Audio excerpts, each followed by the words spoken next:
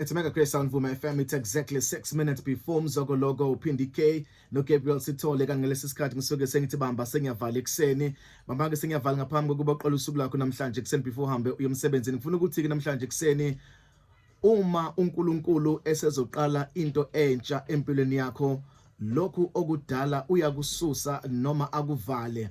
Njalo uma uNkulunkulu ezoqala something new empilweni yakho, lokho okudala uyakususa noma akuvale. Manje ngifuna ukuthi ekseni uma kukhona izinto ezikulahlekelayo noma kukhona izinto ezilahlekayo empilweni yakho, you must understand ukuthi kukhona into entsha uNkulunkulu afuna ukuyiqala empilweni yakho.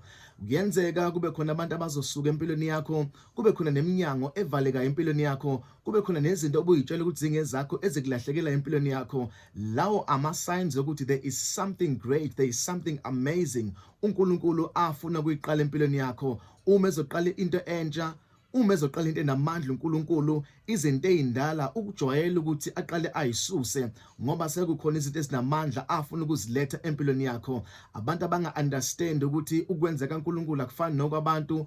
Uma sesusa izinto ezindala uNkulunkulu ngoba efuna ukuletha izinto ezintsha, bavele beyitshela ukuthi uNkulunkulu akasabafuni noma uNkulunkulu akacabange okuhle ngabo. Kanti uma kukhona iminyango ibona ivaleke empilweni yakho, you must understand ukuthi there is another door that God is about to open.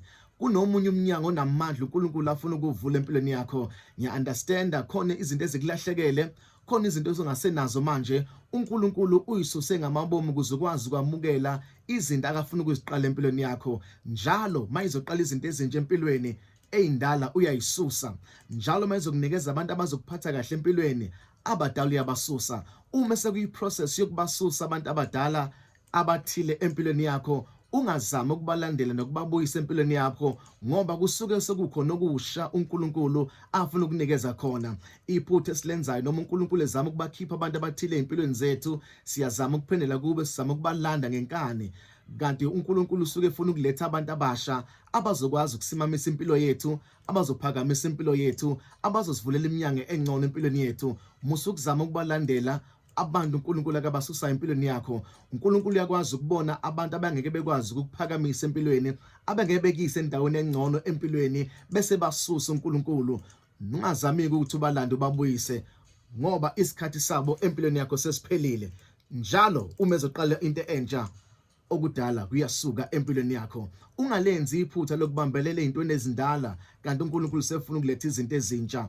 Bonke abantu ababambelele ezintweni ezindala bayahluleka ukwamukela isibusiso esisha sikaNkulunkulu. As we are starting the day, ake uyeke ukulandela izinto uNkulunkulu akayisusayo empilweni yakho ngoba uNkulunkulu ufuna ukudedela izinto ezintsha.